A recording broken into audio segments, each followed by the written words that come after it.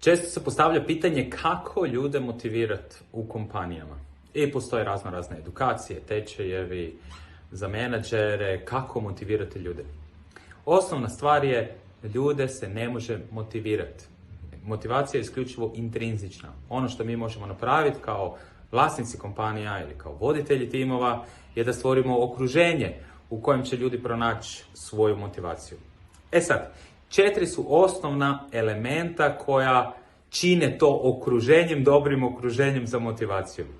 Prvi element je pitanje uspjeha. Ljudi vole biti uspješni. Prva stvar koja ljude motivira je osjećaj uspjeha. Prema tome, način kako formiramo i kreiramo ciljeve je bitan.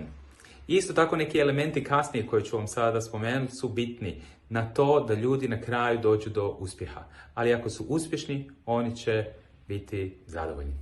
Druga stvar je stručnost ili kompetencija. Znači, da bi ljudi bili uspješni, trebaju znanje, trebaju vještine. I ono što je naš zadatak je da im ta znanja i te vještine omogućimo.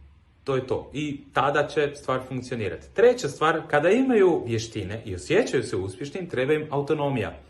Znači, autonomija da na svom mjestu mogu donositi odluke i mogu biti slobodni da naprave najbolje što mogu. Četvrta stvar je struktura.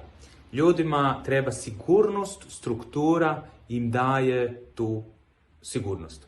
U sljedećem videu koji ću napraviti ću vam malo govoriti o toj strukturi, šta ona točno podrazumijeva. Eto, to su te 4 stvari. Nije jednostavno, ali je moguće. Tako da, boom your company i uživajte u biznisu.